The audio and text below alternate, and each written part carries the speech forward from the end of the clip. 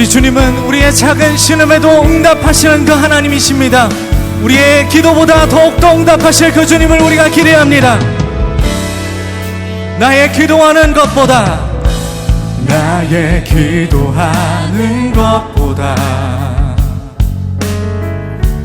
더욱 응답하실 하나님,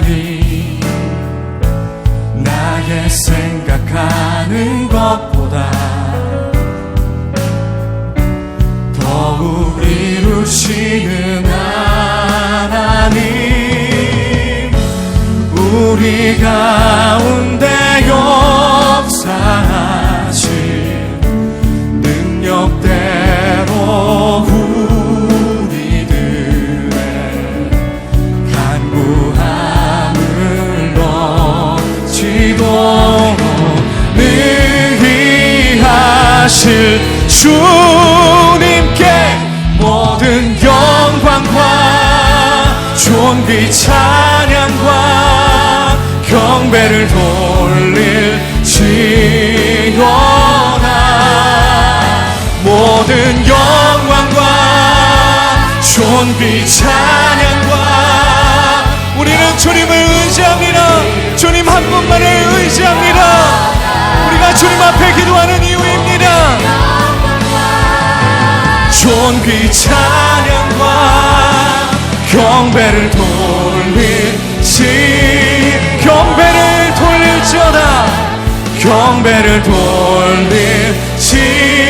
우리의 가운데 역사하실 주님께 경배를 돌릴지어다.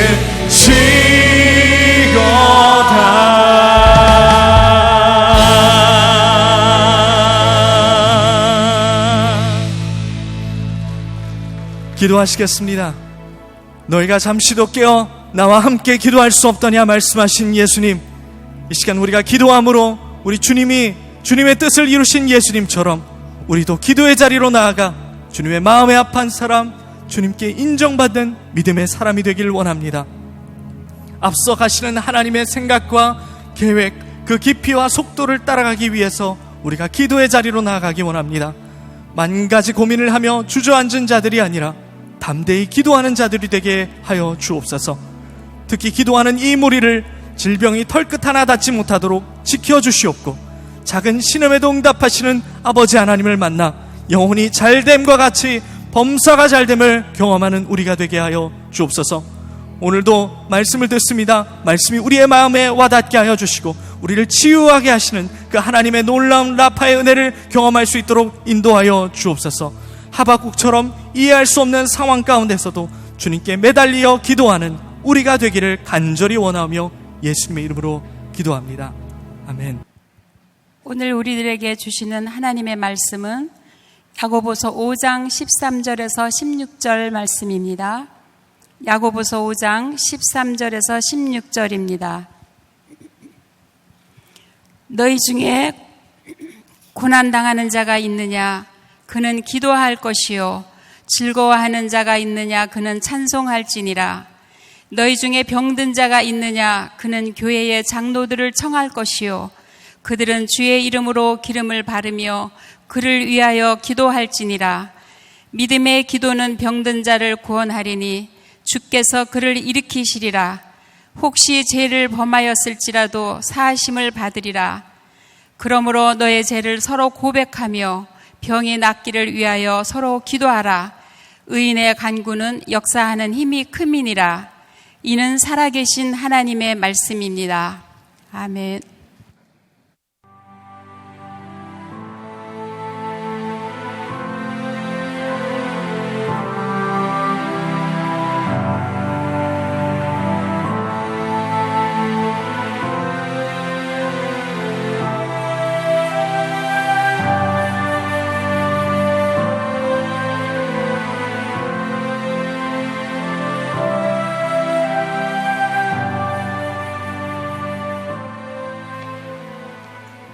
자, 이제 오늘부터 여러분들과 함께 기도에 대한 말씀을 이렇게 나누게 되는데요. 이 코로나가 우리들에게 주는 굉장히 큰 유익이 있더라고요. 뭐냐면 저는 계획한 대로 열심히 이렇게 준비하고 사는 사람이라 설교도 올해께 이제 준비가 다 돼 있고, 사실은 오늘부터 복 있는 자로 살기로 결심하다, 이런 9주짜리 시리즈 준비가 되어 있습니다. 근데 코로나로 인해서 모든 게 다 이렇게 매스업이 돼 버렸어요. 그래서 2주 동안 기도에 집중하는 그 기간 동안 제가 주일날 2번 기도에 대한 말씀을 나누려고 합니다. 그래서 우리가 집중하는 시간을 좀 가지려고 하고요. 오늘 치유 기도에 대한 말씀을 여러분들과 함께 나누려고 합니다. 오늘은 제가 책을 가지고 이렇게 설교를 하게 될 겁니다. 몇 가지 소제목들을 여러분들이 좀 기억했으면 좋을 것 같아요. 첫 번째 소제목, 어떤 고난이든 정답은 기도다. 자, 같이 한번 읽어볼까요? 시작. 어떤 고난이든 정답은 기도다. 사람들은 공부하는 거 참 싫어합니다. 배우는 거 싫어합니다. 제가 그런 성격이기도 합니다. 어떤 기계를 사든 매뉴얼을 잘 보지 않는 그런 사람입니다. 김정은 교수가 몇 년 전에 썼던 에디톨로지라고 하는 책에 나오는 이야기인데요. 부모들이 이렇게 아이들을 키우면서 제일 어려워하는 것 중에 하나가 아이들이 이게 컴퓨터 게임에 자꾸 중독되는 일들입니다. 아무리 하지 마라 그래도 말을 듣지 않습니다. 그 책에 보면 이런 이야기가 나와요. 아이들이 컴퓨터 게임에서부터, 중독에서부터 해방되는 제일 좋은 방법은 학교에서 게임을 가르치는 거다. 학교에서 가르치면 애들 안 한답니다. 아마 배우는 거 싫어한다는 이야기죠. 이게 학교라고 하는 말이 스쿨이라고 하는 영어의 단어는 그리스어의 스콜레라고 하는 데서 유래를 하고 있는데, 이 말은 우리의 교양을 더하다, 우리들의 삶을 풍성하게 하다, 그런 의미를 가지고 있습니다. 사실 학교 배운다고 하는 것은 굉장히 중요한 일인데 그걸 우리들이 싫어하는 거죠. 저는 기도에 대해서도 그렇게 적용해 볼 수 있다고 생각하는데, 우리들이 기도할 수 있습니다. 아무 때나 어디서나 기도할 수 있습니다. 그러나 우리가 기도에 대한 공부를 하고 나면, 기도에 대해서 배우고 나면 우리들이 훨씬 더 풍성한 기도를 할 수 있으리라고 생각해요. 그리고 이번에 우리들이 2주 동안 함께하는 이 기도의 시간들이 우리들에게 그런 유익을 가져다 줄 수 있다고 생각합니다. 자, 오늘 우리가 읽은 야고보서 말씀, 야고보서 5장 13절부터 16절까지 말씀을 어떤 사람은 그렇게 표현을 했더라고요. 기도의 매뉴얼이다. 이 말씀은 여러분들이 많이 들어보셨고, 여러분들이 기도하는데 한번 읽어보고 적용하면 좋은 말씀이에요. 야고보서 전체는 108구절로 되어 있는데요, 그 중에 60구절이 명령형으로 되어 있답니다. 야고보서는 우리들의 삶의 실천적인 부분을 이렇게 하라, 이렇게 하라 구체적으로 이야기해 주고 있습니다. 그래서 여러분들이 야고보서를 보면 여러분들이 신앙생활에 굉장히 도움이 되는 부분이기도 해요. 오늘 이 야고보서 말씀의 기도 매뉴얼에 보면 고난당하는 자가 있느냐, 고난당하는 자는 뭐 하라고요? 기도하라, 이렇게 이야기를 하고 있어요. 우리 그리스도인들에게 우리들의 삶의 고난은 두 가지 이유가 있는 것 같아요. 하나는 우리들의 죄로 인해서 당하는 고난이에요. 그러니까 여러분들, 혹시 우리가 지금 고난을 당하고 있다면 혹시 내가 뭔가 잘못한 것 아닌가 돌아볼 필요가 있어요. 또 하나의 고난의 이유가 있다고 하면 선을 행하다 우리가 당하는 고난이 있어요. 자, 우리가 이거 받아들이기 참 힘든 일인데, 우리가 죄를 지어도 우리들이 선을 행해도 우리는 고난을 당해요. 이 고난이라고 하는 놈은 우리들의 삶에서 비껴갈 수 있는 것이 아니에요. 고난은 늘 우리들 가운데 있어요. 그런데 성경은 오늘 우리들에게 너희들이 고난을 당할 때 기도해라, 그리고 그것이 죄로 인한 것인지 선을 행함인지, 만일 우리들이 죄로 인하여 고난을 당하고 있을 때 우리들이 기도하면 굉장히 큰 유익이 있는데, 그것이 뭐냐면 우리로 하여금 회개로 인도한다는 거죠. 자, 요한일서 1장 9절 말씀을 한번 보겠습니다. 같이 한 목소리로 시작. 만일 우리가 우리 죄를 자백하면 그는 미쁘시고 의로우사 우리 죄를 사하시며 우리를 모든 불의에서 깨끗하게 하실 것이요. 여기에 뭐라고 되어 있어요? 우리가 죄를 자백하면, 회개하면 우리를 깨끗하게 하신다는 거예요. 그러니까 우리들이 고난 가운데 우리들의 죄를 발견하게 될 때 우리들이 회개 기도를 하면 어떤 유익이 있어요? 하나님이 우리의 죄를 사하시는 거죠. 죄가 사함으로 인하여 우리들에게 나타날 수 있는 또 많은 현상들이 있어요. 지금 많이 어려운 때를 지나가고 있으니까 제가 종종 지나가다 보면 교인들 가운데 저에게 기도를 부탁하는 분이 있어요. 목사님, 저를 위해 기도해 주세요. 이런 기도 제목이 있습니다. 여러분들도 신앙생활을 하다 보면 주변에서 그렇게 기도 요청하는 분들이 있죠. 여러분들이 그런 요청을 받을 때 여러분들은 어떤 반응을 하세요? 둘 중에 하나일 것 같아요. 어떤 분은 참 어려운 때를 지나가고 있군요, 제가 중보하겠습니다, 이런 분이 있는가 하면, 아니 나도 힘든데 왜 자기 기도까지 나한테 부탁해, 지 기도는 지가 하지, 이러는 분도 있을 거예요. 그렇죠. 그럴 것 같아요. 왜냐하면 모든 사람이 동일하지 않거든요. 중보 기도의 은사와 긍휼의 마음을 가진 사람은요, 남이 기도 부탁을 할 때 그게 가슴에 와 닿아요. 기도해야지. 그런데 그런 특별한 중보 기도가 없는 사람들은 그 기도가, 누구의 기도 부탁이 부담이 되기도 합니다. 그러니까 저는 목회적인 차원에서 누군가 기도 부탁을 할 때, 저는 생각할 때 제가 이렇게 중보 기도의 은사가 있는 사람은 아닌 것 같아요. 중보 기도는 또 중보 기도에 은사가 있는 분들이 있죠. 근데 저는 그런 얘기를 들으면 목회적으로 이런 생각이 들어요. 그분들의 기도 제목을 들으면서 하나님께서 저분들의 기도 제목을 통해서 어떤 역사를, 어떤 계획을 가지고 계시는가. 저는 누군가 기도해야 되겠고 기도 제목이 있다는 이야기를 들을 때 하나님께서 그들의 삶을 향한, 그들의 삶에 대한 하나님의 계획이 있구나라는 생각을 하게 됩니다. 근데 이것은 제 생각이 아니라 우리들의 삶에 분명히 옳은 정답이라고 생각해요. 고난의 때에는 어떤 때이든 기도가 답이기 때문이에요. 그런데 이 기도는 저절로 그냥 되어지는 것이 아니라 우리들이 기도에 대해서 듣고 배우는 것이 필요하다는 생각을 해요. 조금 전에도 이야기했지만 우리들이 2주 동안 함께 이제 기도하려는 시간을 가지려고 하는데, 어느 때든지 어디서든지 우리들이 기도할 수 있어요.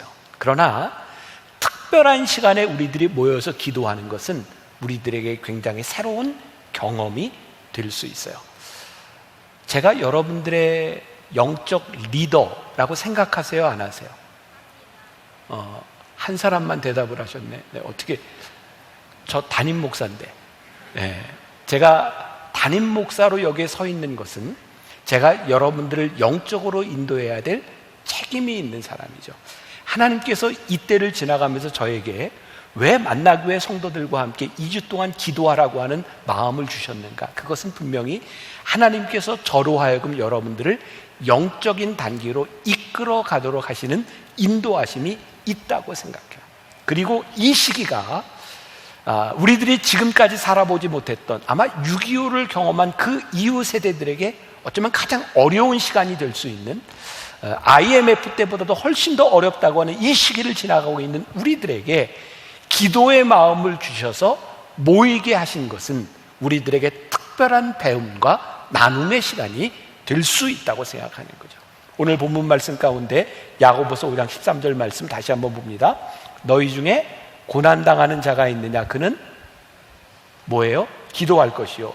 즐거워하는 자가 있느냐, 그는 찬송할 것이요. 이 말씀을 보다가 저에게 제가 동그라미 2개를 쳐놨는데, 기도한다는 것과 찬송한다는 것이 다른 단어가 아니라 저에게는 동의어라는 생각이 들었어요. 고난을 당하는 자는 기도로 기도하고요, 즐거울 때는 우리들이 찬송으로 기도해요. 말이 되나요? 저는 기도도 찬송도 우리들이 하나님 앞에 우리들이 반응할 수 있는 굉장히 좋은 기도라고 생각하거든요. 그런데 이 찬양은 그냥 나오는 건 아닌 것 같아요. 자, 제 주변에 있는 사람들, 우리 이제 부목사님들이 가끔 저한테 그런 이야기를 해요. 목사님 또 찬양하네요. 저는 이렇게 습관적으로 찬양을 많이 하는데 굉장히 즐거울 때 찬양이 나오고요, 굉장히 힘들 때 찬양이 나와요. 힘들 때 찬양이 나오고 즐거울 때 찬양이 나오는데 저에게는 두 가지가 힘들고 어려울 때도 기쁠 때도 상황이 늘 동일해요. 저에겐 기대감이 있어요. 그래서 저는 찬양을 하게 되는 것 같아요. 자, 성경 말씀을 한번 봅니다. 사도행전 16장 25절과 26절. 자, 같이 한번 한 목소리로 읽어봅니다. 시작. 한밤중에 바울과 실라가 기도하고 하나님을 찬송하며 죄수들이 듣더라. 이에 갑자기 큰 지진이 나서 옥토가 움직이고 문이 곧 다 열리며 모든 사람의 매인 것이 다 벗어진지라. 이게 사도행전 16장에 나오는 말씀이에요. 제가 조금 설명을 할게요. 사도 바울이 이방인들을 위해 선교하고자 하는 열정을 가지고 저기 아시아로 가려고 했는데 성령이 막았어요, 열어줬어요? 막으셨어요. 몇 번이나 가려고 했지만 막으셔서 사도 바울이 결국 어디로 가죠? 마게도니아인이 손짓하는 것을 바라보고 유럽으로 향하게 됩니다. 그 유럽의 첫 관문이 어디요? 빌립보예요. 지금 사도 바울이 갇혀있는 이 감옥이 어디냐면 빌립보 감옥인 거예요. 사도 바울이 빌립보에 가서 복음을 전하고 기적도 일으켰는데 사도 바울이 어디에 갇혔어요? 감옥에 갇혔어요. 근데 여기 사도 바울과 실라가 감옥에 갇혀서 지금 기도하면서 뭘 하고 있다고요? 찬송을 하고 있는 거예요. 사도 바울은 왜 감옥에 갇혀서 기도하고 찬송을 하고 있을까요? 이걸 우리들이 좀 생각해 볼 필요가 있어요. 사도 바울은 지금 감옥에서 절망을 느끼고 있는 게 아니에요. 사도 바울이 찬양하고 있다고 하는 것은 어쩌면 그의 삶에 대한 기대감과 여기에 감사가 있는 거예요. 이유가 뭔가? 사도 바울이 그렇게 아시아로 가려고 하는데 계속 성령이 막으시고 빌립보로 인도하셔서 감옥에 들어와 있는데 사도 바울의 마음 가운데 어떤 생각이 드는 거예요? 내가 재수 없이 감옥에 갇힌 게 아닌 거예요. 하나님이 나를 인도하셔서 여기까지 오게 하셨고 지금 내가 감옥이라고 하는 이 고난 가운데 처하게 하신데 이유가 있어요, 없어요? 이유가 있는 거예요. 하나님이 날 여기에 있게 하신 거예요. 그래서 바울과 실라가 찬송하고 기도하죠. 그런데 어떤 일이 일어났어요? 옥터가 흔들리고 옥의 문이 열리고 그들을 메었던 쇠사슬이 끊어졌어요. 만일 사도 바울이 이 옥에 갇힌 것이 저주라고 생각하고 이 옥에서 벗어나기 위해서 기도하고 찬송했다면 옥 문이 열리고 쇠사슬이 풀어졌을 때 어떻게 해야 돼요? 도망가야 돼요. 제 말이 맞죠? 근데 사도 바울이 거기서 도망가지 않았다고요. 옥의 문이 열리고 쇠사슬이 끊어졌는데 거기에서 도망간 것이 아니라 그것에 떨고 있는 죄수에게 복음을 전하고 있어요. 그러니까 사도 바울이 이 감옥 안에서 찬송하고 기도할 수 있었던 이유가 그의 인생에 닥친 감옥이라고 하는 고난이 절망이나 재수 없이 나에게 이곳에 있게 하신 것이 아니라 이곳에서 하나님의 뜻과 인도하심이 있다고 믿었을 때에 그는 거기에서 찬송하고 기도해요. 우리가 앞으로 2주 동안 함께 모여서 찬송하고 기도할 수 있는 이유가 뭐예요? 우리가 고난 가운데 우리들의 인생에 겪어보지 않았던 힘든 일 가운데 처해 있는데 하나님의 인도하심이 있어요, 없어요? 있어요. 만일 우리가 이것을 믿지 못한다면 우리들이 기도해야 될 이유가 우리가 어떻게 찬송할 수 있겠어요? 코로나19 많이 힘들죠.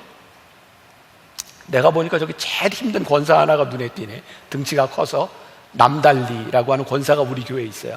아는 분은 아시겠지만 남달리 권사는 이게 레크레이션 강사니까 지금 5월, 4월 이때 레크레이션이 많이 있어야 돈을 버는데 행사가 다 취소됐죠. 굉장히 힘들 거예요. 우리들이 느끼는 것보다 더 힘들 거예요. 근데 내가 한 가지 믿는 게 있어요. 우리의 인생이 힘든 것으로 끝나지 않는다. 때때로 하나님께서 우리들에게 이 시간들을 통해서 우리들에게 기도하게 하시는 이유가 분명히 있을 거라고요. 여러분들만 힘든 게 아니라 저도 힘들겠죠. 여러분들이 느끼는 거하고 정도가 다를 거예요. 전 코로나가 2주면 끝날 줄 알았거든요. 근데 2월, 3월, 4월, 5월, 6월 이렇게 코로나가 계속될지 몰랐어요.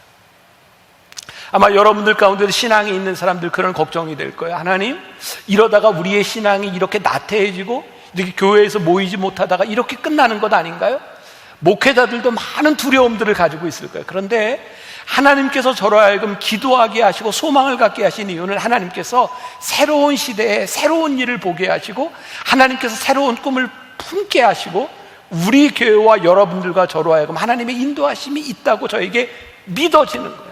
하나님, 어떻게 인도하실지 이 어려움 가운데서 하나님의 인도하심을 보기를 소원합니다.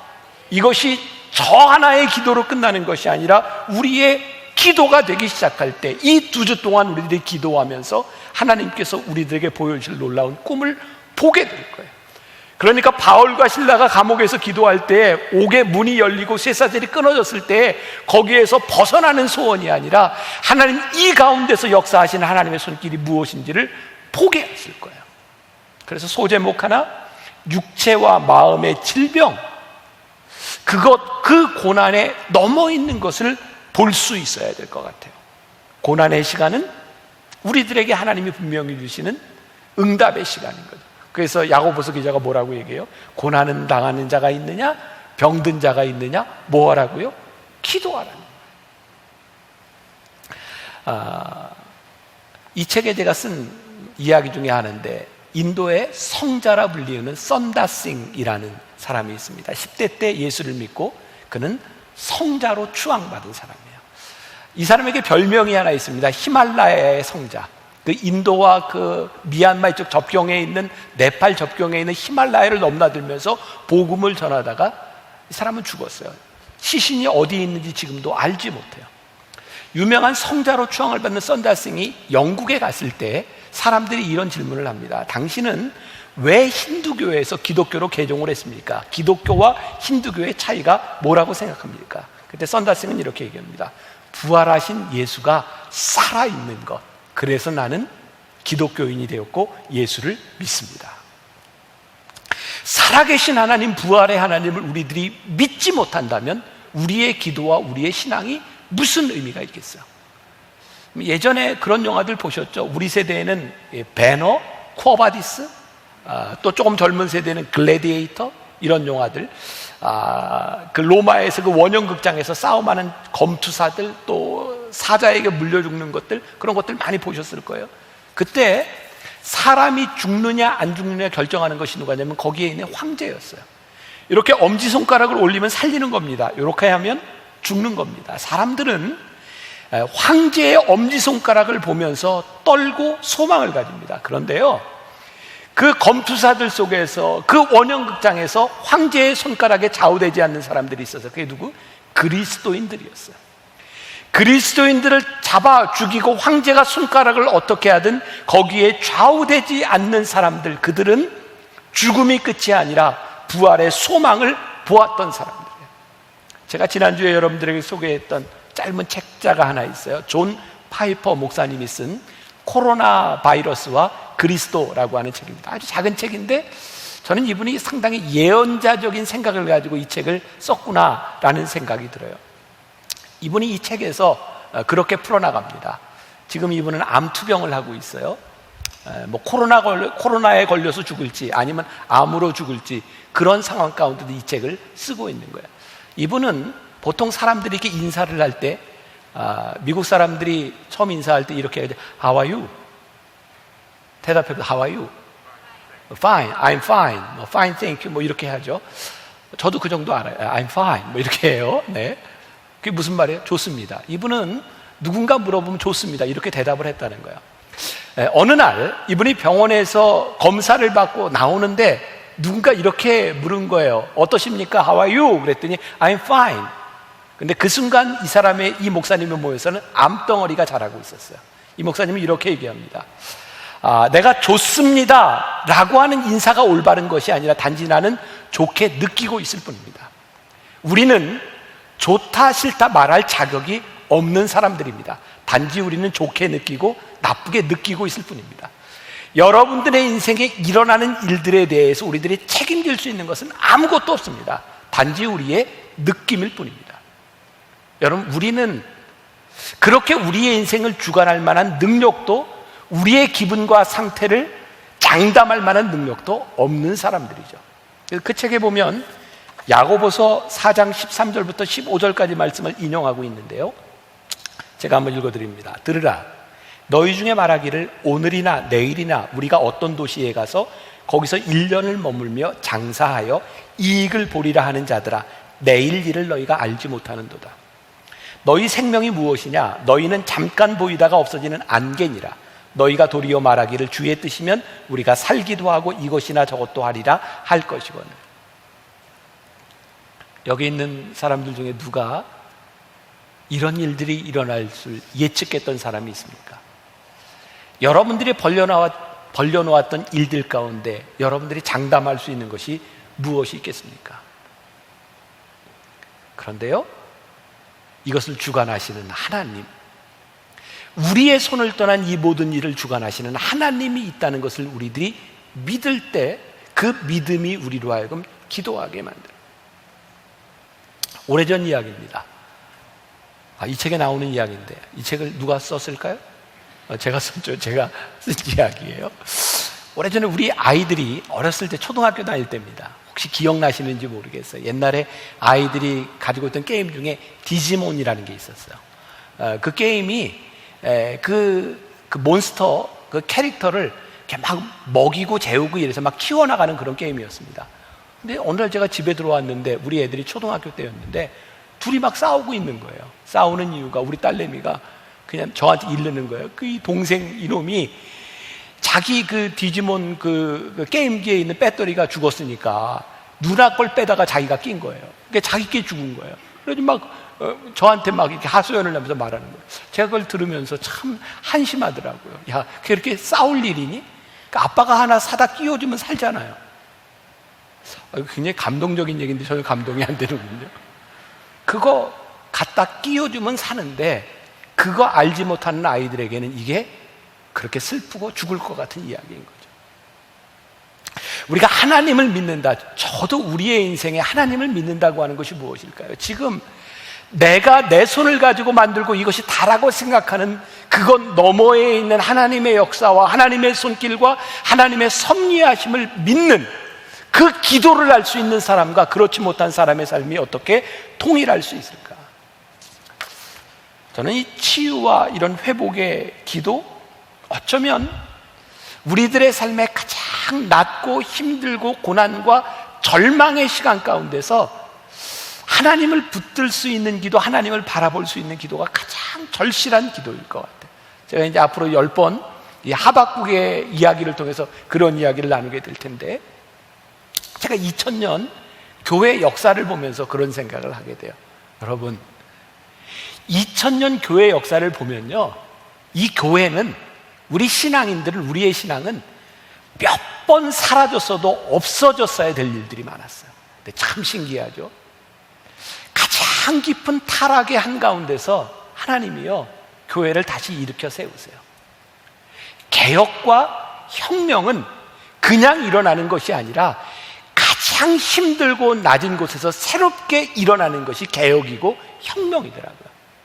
저는 그래서 그런 소망을 가집니다. 하나님, 한국 교회, 우리 교회, 우리의 신앙, 어쩌면 더 바닥을 치고 더 내려가 봐야 하나님의 역사하심을 경험할 수 있지 않겠습니까?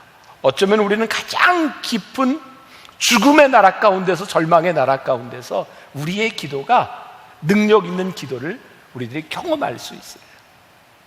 그래서 여러분들 기도의 자리로 초대하려고 하는 거예요. 자, 그러면 올바른 치유, 올바른 기도는 어떤 기도일까? 자, 야고보서 5장 15절 말씀 보니까 믿음의 기도는 병든 자를 구원하리니 주께서 그를 일으키시리라. 자, 믿음의 기도는 어떻게 한다고요? 병든 자를 일으키신다. 그가 우리를 구원하시리라.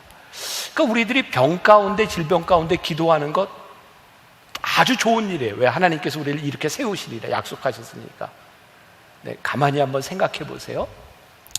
예전에 여러분들, 여기 연세든 분들 신앙생활 하실 때 우리 주변에서 이렇게 암, 불치의 병을 가지고 기도원에 가서 기도했던 사람들의 이야기, 간증들 참 많이 들었죠. 근데 요즘 병을 가지고 그렇게 하나님 앞에 처절하게 기도하지 않습니다. 왜 그럴까요? 요즘은 이게 기도하는 것보다 더 빠르고 기도하는 수고를 안 해도 병원 가면 나을 수 있는 게 참 많아요. 그렇죠? 그렇다고 해주세요. 그렇잖아요. 그러니까 우리가 기도 안 해도 낫는 게 많으니까 그렇게 절실하게 기도하지 않는 거예요. 그럼 우리들이 지금 이 시대 가운데서 우리들이 질병을 가지고 어떻게 해야 되는가? 저는요, 분명히 믿는 게 뭐냐면 하나님이 우리들에게 좋은 과학과 좋은 병원과 좋은 치료의 선물들을 우리들에게 주셨어요. 그러니까 우리가 병원에 가서 약을 먹고 나을 수 있는 것들을 우리들이 잘 활용하고 그것들을 잘 이용하는 것이 잘못된 것이 아니에요. 우리의 기도는 언제 절실해질까요? 어쩌면 병원에서 우리들에게 손을 놓았을 때, 우리들에게 소망이 없다고 생각할 때, 우리는 그때 하나님 앞에 절실한 기도를 하게 되는 것 같아요. 그런데 중요한 게 있어요. 이건 제 경험인데요. 제가 미국에서 공부하던 때 이렇게 채플린 교육을 러시 허스피탈이라고 굉장히 큰 병원에서 받았어요. 그 병원에는 채플린만 18명이 있었어요. 거긴 랍비도 있고 신부도 있고 18명이나 있었어요. 병원은 수익을 창출해야 되는 곳인데 거기에 채플린이 그렇게 많으면 이것도 비용이 굉장히 많이 나가는 거 아니에요. 그런데 놀랍게도 심리학자들, 과학자들 이렇게 조사를 해보니까 똑같은 병을 가지고 똑같이 치료하는데 기도하는 사람과 기도하지 않는 사람의 회복의 속도가 다른 거예요. 여러분, 하나님이 우리 가운데 역사하시고 우리들이 치료의 과정을 통해서 치료를 받으면서 하나님께 우리들이 기도한다는 것이 얼마나 중요한지, 단순히 병이 빨리 낫는 것을 그것만의 의미가 아니라 저는 우리들에게 진짜 좋은 기도가 필요하다고 생각해요. 똑같이 병원에 가고 똑같이 치료를 받지만 하나님, 좋은 의사를 만나게 하시고 좋은 약도 만나게 하시고 하나님의 인도하심 가운데 우리들에게 평안한 마음을 주시고, 그것들이 우리들의 이 치유의 과정에서 얼마나 필요한 일들인지 몰라요. 그래서 우리들이 구분할 필요가 있어요. 우리들이 가지고 있는 질병 가운데서 이것이 생리적인 우리들의 육체적인 것에 대한 문제인지 아니면 영적인 것에 대한 문제인지를 구분할 수 있는 지혜가 필요해요. 예를 들어서 우리가 잘못하면, 제가 영월에서 처음 목회를 할 때였어요. 그때는 제가 대학원도 학교, 서울에서 다니면서 목회도 하고 그럴 때였는데, 제가 서대문에 있는 학교에서 수업을 마치고 그 교회까지 가려고 하면 한 7시간 걸렸어요. 차를 몇 번 갈아타고. 그때 저희 아내가 첫 아이를 임신하고 있었는데 입덧이 굉장히 심했어요. 근데 영월에서 이제 차를 타고 마지막 수라리 고개라고, 이런 고개를 넘어서 저희 교회에 있는 곳에 딱 도착하면 제 아내가 오바이트를 하는 거예요. 입덧이 심해서. 근데 그 동네 사람들이 베레아라고 하는 그런 약간 이단적인 데 이렇게 들어가 있던 분들인데 거기에 설교 테이프를 많이 들었던 사람이에요. 제 아내가 막 입덧을 하면 이렇게 얘기했어요. 입덧막이 들었네. 참 신기하더라고요. 입덧막이가 애 낳으면 떠나가요. 또 그 동네에서는 머리만 아파도 뭐라고 하냐면 두통막이라는 거예요. 참 신기해요. 두통막이가 아스피린에 물러가요. 굉장히 우매하죠. 우리들 육신을 가지고 있는 우리의 인생에 질병이 찾아오는 것은 굉장히 자연스러운 일입니다. 질병이 찾아오면 그것을 낫게 하고 치료도 받고 기도도 하는 게 정상이에요. 그런데 우리의 질병에 대한 문제가 영적인 문제, 우리의 죄에 대한 문제로부터 온다면 단순히 병원 가서 치료해야 될 문제가 아니라 우리들이 하나님 앞에 죄의 문제가 해결이 되어야 우리의 병이 놓여질 부분들이 있어요. 그러니까 성경에도 예수님께서 병을 고치실 때 귀신을 쫓아내신 것도 있고 예수님께서 그냥 안수하고 고쳐주신 것도 있어요. 그러니까 우리들의 생리적인 형상과 우리들의 영적인 문제들을 우리들이 잘 구별하면서 기도할 수 있는 지혜가 필요하고, 정말 중요한 것은 올바른 치유 기도는 하나님께서 우리들에게 주신 선한 것들을 잘 활용하는 것들이죠. 제가 어제도 그렇고 오늘 10시 예배도 그렇고 지금 예배도 그렇고 우리 교회 의사들이 많다 보니까 제가 이런 얘기를 하는 게 참 미안한데, 이게 제가 한 얘기가 아니라 벤자민 프랭클린이라고 한 사람이 한 얘기예요. 치료는 하나님이 하시고 치료비는 의사가 받는다. 근데 저는 옳다. 의사가 가지고 있는 자기의 능력이 아니라 하나님께서 우리를 인도하신 우리의 삶 가운데서 우리들에게 주신 선한 것들. 그래서 10시 예배 인도하는데 앉아있던 우리 권사님 중에 한 분이 병원을 오픈할 때, 제가 예배를 드릴 때 그런 얘기 했던 적이 있어요. 목사님, 저는 꿈이 있습니다. 교회 같은 병원을 한번 운영하고 싶습니다. 그분은요, 환자들이 오면 치료만 하는 게 아니라 이분이 믿음을 가지고 상담을 많이 해줘요. 제가 우리 교인들 중에 그래서 그분에게 환자들을 많이 보내요. 이분은 병에 대한 문제보다도 권사님이 좀 들어주고 상담을 해줄 필요가 있어요. 기도는 세상 의학과 반대되는 것이 아니라 하나님이 우리들에게 주신 축복을 우리들이 기도하면서 함께 가는 과정이라고 하는 것도 우리들이 기억할 필요가 있어요. 오늘 이제 말씀의 마지막이에요. 치료의 과정을 통해서, 치유의 과정을 통해서 하나님이 우리들에게 주시는 가장 큰 유익이 있는데, 이 과정을 통해서 우리들이 하나님과 동행하며 우리들의 삶을 교정하게 되는 거예요. 언젠가 제가 신문에서 보았던 내용인데, 저기 샘물 호스피스 그 원목으로 있는 원주희 목사님이 인터뷰에서 이런 얘기를 했어요. 제가 좀 읽어드릴게요. 우리나라 교회들이 웰빙 목회만 해요. 기도만 하면 산다는 거죠. 그런데 더 중요한 것이 웰다잉입니다. 우리 중 영원히 살 사람은 아무도 없습니다. 살다 죽을 텐데 잘 죽는 것을 가르쳐야 합니다. 여러분 한번 생각해 보세요. 지난 수십 년 여러분들 신앙생활을 하면서 여러분들 주변에 신유의 은사를 경험하고 병 나은 사람들 많잖아요. 그 사람들 중에 죽은 사람 많죠? 병이 나음을 받아도 영원히 살지 않습니다. 진짜 중요한 것은요, 우리들의 병이 낫는 그 순간이 중요한 것이 아니라 그 병이 낫는 순간과 그 과정을 통해서 하나님께서 우리들에게 어떤 것을 주시고 우리들이 그 시간들을 통하여 어떤 영적 유익을 얻느냐가 훨씬 더 중요한 거예요. 그래서 빌립보서에서 사도 바울은 이렇게 얘기해요. 죽는 것도 유익합니다. 죽는 것도 유익합니다. 이게 얼마나 중요한 일인지 몰라요. 기도에서 병이 낫는 것도 참 중요한데 이 과정을 통하여 하나님과 동행하는 것. 제가 지난주에 갑자기 돌아가시게 된 우리 교회 원로 장로님 이야기를 잠깐 한 적이 있어요. 토요일 날 예배를 드리는데 그 장로님 가족들이 저 뒤에서 예배를 드리는데 예배 시간 내내 이렇게 눈물을 훔치고 있더라고요. 교인이 많지 않으니까 그 모습이 이렇게 보여요. 제가 어제 설교하다 그런 얘기했어요. 장로님이 갑자기 돌아가신 것이 참 슬프고 마음 아픈데 진짜 감사한 것이 그분이 짧은 치료의 과정을 통하여 주님과 함께 동행하며 돌아가셨다는 것이 이 가정의 큰 축복입니다. 하나님과 함께 동행하며 끝까지 투병하며 그렇게 돌아가신 것이 참 축복입니다. 그런 믿음의 고백을 했어요. 병에서 고침받는 기적도 참 중요한데 이 병을 통해서 하나님께서 우리들의 삶을 어떻게 고쳐나가기를 원하시는가? 이 치유의 과정이 중요하다. 여러분 가만 또 생각해 보세요. 우리들이 얻은 질병 가운데는 육신의 생리적인 그런 부분들도 있지만 사실은 우리들의 삶의 잘못된 습관, 하나님을 떠나간 삶의 습관들로 인하여 얻어진 병들이 참 많아요. 근데 이 치유 기도의 과정을 통하여 병이 낫는 것뿐만 아니라 우리들의 삶이 하나님 앞에 올바르게 세워지는 것이 얼마나 복된 일인지 몰라요.